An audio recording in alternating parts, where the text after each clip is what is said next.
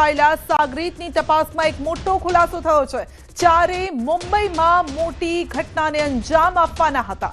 મુંબઈમાં એક વ્યક્તિને મળીને આગળ કરવાના હતા કામ। મુંબઈમાં કોણ હતા ટાર્ગેટ ઉપર તેની તપાસ શરૂ કરવામાં આવી છે।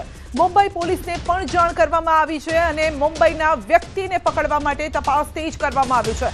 ન્યૂઝ 18 પાસે મુંબઈના મીડિયેટરનું નામ પણ સામે આવી ચૂક્યું છે।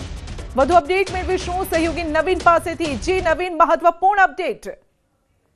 સંધ્યા, ખૂબ જ મહત્વપૂર્ણ અપડેટ એટલા માટે છે કારણ કે સવારે જે રીતે ફાયરિંગ થયું હતું સામસામે, પોલીસે 100 બચાવમાં એટલે એસએમસીના પીઆઈએ 100 બચાવમાં એક રાઉન્ડ ફાયરિંગ કર્યું, જેમાં આરોપીના જે પગમાં વાગ્યું હતું। આ ચારે લોકો પાસે જે રીતે હથિયારો, 3 જેટલા હથિયાર અને 27 કાર્ટીજ મળ્યા છે, તો તપાસ કરતા ખૂબ જ ચોંકાવનારી વાત આવી છે। ન્યૂઝ 18 પાસે એક્સક્લુઝિવ માહિતી છે કે આ લોકો આ મુંબઈ જઈ રહ્યા હતા।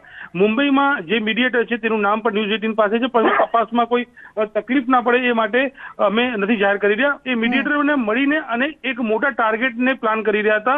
હવે ટાર્ગેટ કોણ છે અને આ હથિયાર કોણે આપવાના હતા, મતલબ કઈ રીતે મીડિયેટર કામ લેવાનો હતો, એ તપાસનો વિષય છે। મુંબઈ પોલીસને પણ જાણ કરવામાં આવશે અને એસએમસી પણ જે મુંબઈનો મીડિયેટર છે તેને પકડવા માટે કાર્યવાહી કરી રહી છે। સંધ્યા, જી આપનો આભાર।